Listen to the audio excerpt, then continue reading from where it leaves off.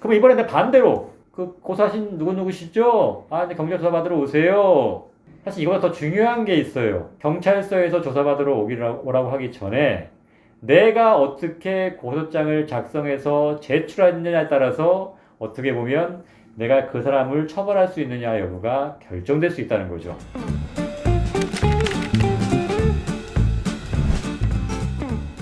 내가 뭐 그냥 대충 써서 그냥 제출하면 알아서 수사기관에서 자료 다 찾아가지고 나의 억울함이 없게 다 처벌해 주겠지. 근데 우리나라는 고소가 굉장히 많아요.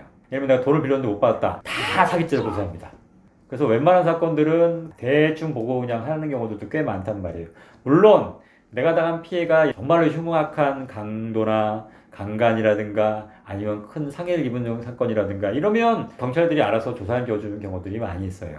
근데 그게 아니라 예를 들면 특히나 재산 범죄 같은 경우에는 이거는 증거 싸움이에요.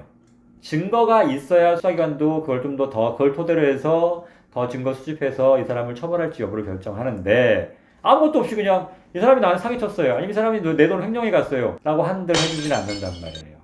그 다음에 가장 중요한 건 뭐냐면 첫인상이에요. 고소장을 딱 봤을 때 이건 사건이 되는 사건이다 아닌 사건이다 라고 어느 정도는 결정이 된단 말이에요.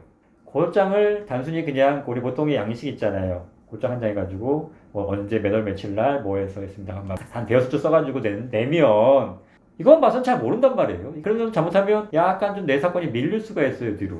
물론 제일 좋은 거는 변호사를 선임해서 처음부터 고소 대리를 통해서 진행하는 게 가장 좋을 수는 있어요. 실제로 피해가 크다면 그렇게 하는 게 좋고, 그래서 확실하게 내가 피해본 거를 나중에 회복을 하려면 그 전문가의 조언을 받고 전문가의 도움을 받아서 그렇게 진행하는 게 좋은데, 그게까지는 못하더라도 최소한 고소장 작성이라든가 이것들을 변호사, 안 되면 법무사한테 의뢰를 해서 고소장 작성이라도 그 법률 요건에 맞게 해서 제출하는 게 그나마 나의 사건이 기소될 확률이 높아진다는 거죠. 그렇게 작성해서 제출한 다음에 조사받으러 가서 또 좀 더 구체적으로 얘기를 해야 그 사건을 이해하는 데 도움이 된단 말이에요, 수사관이. 무턱대고 가가지고 그냥 대충 써가지고 고소장 하나 제출한 다음에 가서 그냥 조사받으면 아무런 지식이 없기 때문에 들어도 무슨 말인지 잘 몰라요. 자기가 진짜 억울한 일을 당했고 정말로 처벌을 목적으로 하고 피해 변제를 받아야 된다고 한다면 고소장 작성 단계에서부터 조언을 듣고 작성하는 게 필요하다. 우리나라에서 가장 많은 고소사건은 사실상 사기죄가 제일 많아요. 나 돈 못 받았는데 얘 처음부터 나한테 돈 빌려가면서 안 갚으려고 했다, 이러면서 사기죄로 고소를 한단 말이에요. 그러다 보니까 사기죄의 경우에는 정말로 피해본 사람 경우에도 이거 민사사건이네 그러면서 형사건으로 처리를 안 해주는 경우도 생겼어요. 그러니까 사기라는 게 형사적으로 봤을 때는 굉장히 중한 범죄고 가계 처벌해야 할 범죄인데, 이게 사기의 범위가 굉장히 넓어요. 무전취득도 사기고, 뭐 100억 원을 편취해도 사기고, 여러 가지 사기의 범위가 굉장히 넓단 말이에요. 그러다 보니까 사기라는 거에서 대수롭지 않게 여기는 경우가 있단 말이에요.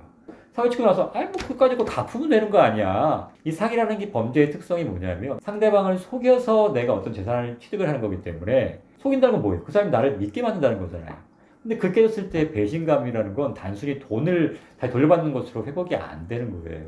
사기를 했으니까 돈을 돌려주면 끝났다라고 생각하는 거는 잘못된 거예요. 사기죄라는 게 사실상 굉장히 많음에도 불구하고 제대로 사건이 처리가 안 되고, 이걸 너무 가볍게 생각하다 보니까, 또 흔하게 생각하다 보니까 또 그 다음에 고소가 더 고소가 많아지는 거고. 이걸 만약에 일반 형사건이라 생각했으면 그렇게 쉽게는 못 할 거란 말이에요. 그 다음에 이게 만약에 잘못됐을 경우에 만약에 무고에 대한 위험성도 있다면 사실은 안 할 텐데, 그런 게 없다 보니까 너도 나도 사기죄로 고소를 해요. 원칙대로 다 해야 되는데 그냥 나 돈 빌려줬는데 이 사람이 돈 안 갚아요, 사기죄예요 라고 해서 제출한단 말이에요. 그럼 어떻게 되겠어요? 수사기관에서는 또 이거 갖고 왔네? 이러면서 제대로 처리되지 않을 가능성이 높다고요.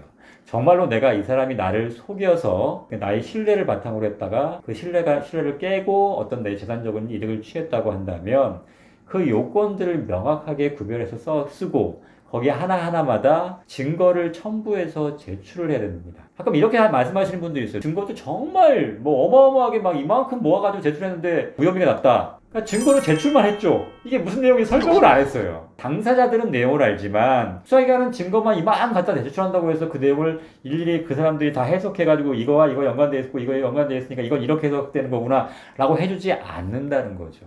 고소장에는 사기 예를 들면 뭐 어떻게 속였느냐, 그럼 어떻게 속였다, 녹취가 있다, 그럼 녹취록을 뒤에다 첨부를 하고, 그 다음에 언제 돈을 줬다, 돈을 준 내역 같은 것도 이렇게 같이 첨부를 하고, 이런 식으로 해서 설명 뒤에 어디를 보세요, 증거 뭐를 보세요, 이렇게 설명을 붙여야 한다는 얘기죠. 단순히 그냥 증거라고 하면서 이만큼 띡 던져주고 이거 알아서 판단해 주세요 라고 한다고 하면 수사기관에서는 그렇게 할 여력이 안 돼요.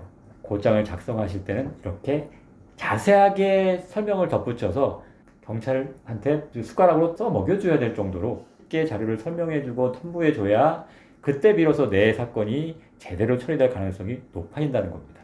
그러니까 이것도 명심하셔야 될 것 같고요. 그러니까 사기죄의 경우에 고소나 아니면 조사받으러 오라는 경우가 가장 많다는 거, 이것도 좀 알아두실 필요가 있을 것 같습니다.